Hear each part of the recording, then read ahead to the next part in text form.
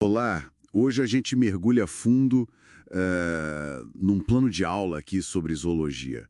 A nossa missão é destilar mesmo a essência do estudo dos animais, sabe? O que eles são, o que definem eles e por que essa ciência é tão vital. Vamos desvendar essa diversidade incrível do reino animalia. Exatamente, é isso aí. A gente vai explorar desde assim as características celulares bem básicas, né, até a organização super complexa que permite existir formas tão diferentes, desde as esponjas até nós, os cordados. O foco é entender os pilares dessa área científica, como está aqui no material. Certo. Então, vamos lá. Começando pelo básico mesmo. Zoologia é a ciência que estuda os animais, né? E ela se divide bastante. Tem a entomologia para insetos, ictiologia para peixes, ornitologia para as aves, mastozoologia para os mamíferos. E, nossa, é quase uma especialidade para cada grupo grande. Sim, é muita coisa. E por que estudar? Bom, a importância é enorme em várias frentes. Ecologicamente, eles são fundamentais, né? Estão nas cadeias alimentares, polinizam plantas, ajudam a dispersar sementes. Uhum, Economicamente, são fonte de alimento, de materiais, lã, couro, essas coisas. Mas também podem ser pragas agrícolas, né? claro, tem os dois lados. E para a saúde também. São vetores de doenças, a gente sabe, mas, por outro lado, são fonte para medicamentos e servem como modelos de estudo para a gente entender a nossa própria biologia. É fundamental. Faz todo sentido. E pensando nessa variedade toda, o que une? Assim, o que define um ser como animal? Quais são as características que todo animal tem? Olha, tem alguns pilares, né? Que são chave. Primeiro, são organismos eucariotos. Ou seja, as células deles têm um núcleo organizado, bonitinho.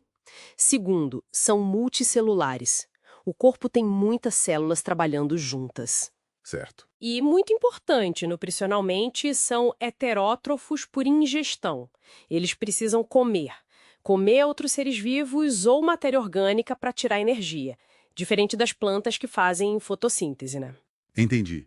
Eucarioto, multicelular, heterótrofo por ingestão. Mas tem mais coisas, certo? Não para por aí. Não, não. Tem mais sim. A maioria deles se move, pelo menos em alguma fase da vida. Pode ser larva, pode ser adulto. Ah, interessante. E eles respondem a estímulos do ambiente. Tem sistemas sensoriais e nervosos para isso, mesmo que sejam bem simples em alguns grupos. Certo. Percepção e reação. Exato. E a reprodução. Geralmente é sexuada, né? Com a formação de embriões que passam por estágios bem específicos, tipo blástula, gástrula. Aquelas fases do desenvolvimento embrionário. Isso mesmo. E essa complexidade toda, ela se organiza em níveis. Começa com as células, que se juntam para formar tecidos, tipo o tecido muscular, o nervoso. Esses tecidos formam os órgãos, coração, estômago, cérebro, e os órgãos trabalham juntos nos sistemas, sistema digestório, circulatório, e por aí vai. Uma hierarquia de organização, né? Célula, tecido, órgão, sistema. Mas você mencionou que nem todos são assim tão organizados, né? Tem exceção? Tem sim. Um ponto super interessante é que os poríferos, que são as esponjas do mar, sabe? Sei, sei. Elas são multicelulares, sim, mas as células delas não chegam a formar tecidos verdadeiros com aquela coesão e função especializada que a gente vê nos outros animais. É uma organização mais simples, digamos. Mostra como a evolução testou caminhos diferentes. Que curioso. Então nem todo animal tem tecido. E a forma do corpo, a simetria, isso também ajuda a classificar, imagino. Ajuda e muito. É um critério visual bem importante. A gente tem os assimétricos, que não têm um plano de simetria definido. As esponjas, de novo, são um bom exemplo. Certo. Depois tem os com simetria radial. Pensa numa água viva. Você pode cortar ela em vários planos passando pelo centro e as metades vão ser iguais. Isso é bom para animais que flutuam ou ficam fixos, né? Podem perceber o ambiente em todas as direções. Faz sentido. E outro tipo? É a simetria bilateral. Como nós, um cachorro, um inseto. Existe um único plano que divide o corpo em duas metades, esquerda e direita, que são imagens espelhadas. Ah, o nosso caso. Exatamente. E essa simetria bilateral geralmente está ligada a uma outra coisa importante, a cefalização. Cefalização. O que é isso? É a formação de uma cabeça, uma região anterior do corpo onde se concentram os órgãos dos sentidos e o sistema nervoso central, tipo o cérebro. Isso favorece um movimento direcionado, sabe? Ir para frente, explorar o ambiente. Entendi. Bilateral geralmente anda para frente e tem uma cabeça. Legal. E voltando um pouco para o desenvolvimento, aqueles folhetos embrionários que você mencionou e uma tal de cavidade corporal, o celoma. Isso também é chave para classificar, né? Certíssimo.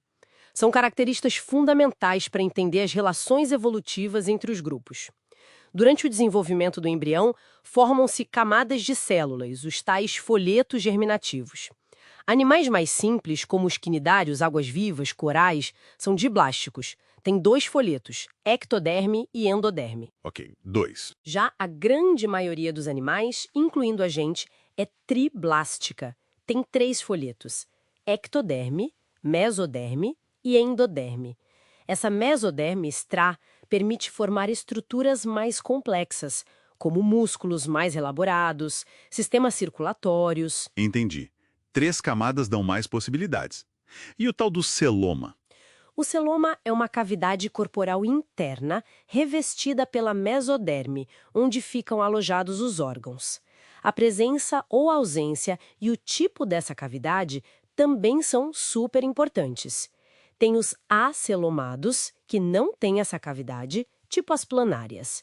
Os pseudocelomados, que têm uma cavidade, mas ela não é totalmente revestida pela mesoderme, como as lombrigas, e os celomados, que têm um celoma verdadeiro, como minhocas, insetos e nós. Nossa, quanta coisa para olhar. Simetria, tecidos, folhetos, celoma, tudo isso ajuda a organizar essa variedade imensa. Exato. São como peças de um quebra-cabeça evolutivo. E como isso se reflete nos grandes grupos, os filos?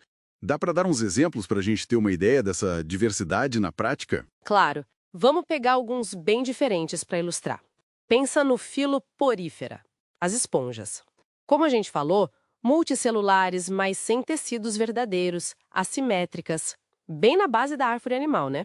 Certo, as mais simples. Aí dá um salto enorme de complexidade e vai para o filo artrópoda.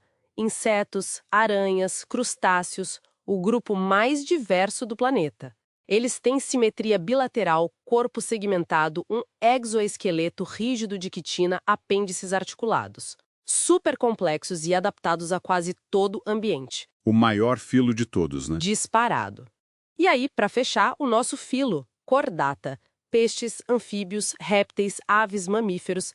Nós somos bilaterais, celomados, triblásticos e temos características únicas, como a notocorda em alguma fase da vida, um cordão nervoso dorsal.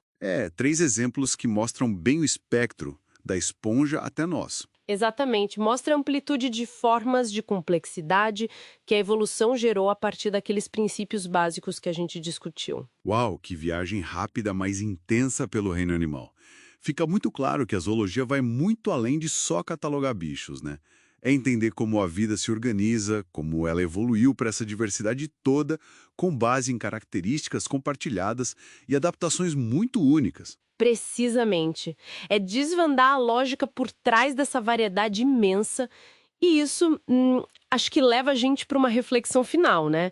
Conectando com aquela importância ecológica que a gente mencionou lá no começo. Sim. Se a gente considera essa teia super intrincada de interações, os papéis que cada grupo animal desempenha nos ecossistemas, qual é o impacto real quando essa diversidade começa a diminuir? Esse fenômeno que estão chamando de defaunação, sabe? Onde as populações de animais diminuem ou até desaparecem. Os efeitos disso, né? Pois é. Quais são os efeitos em cascata disso tudo? A gente está só começando a entender a profundidade disso. Então fica aí a reflexão sobre o valor e talvez a fragilidade dessa tapeçaria viva que a zoologia nos ajuda a compreender e, quem sabe, a conservar.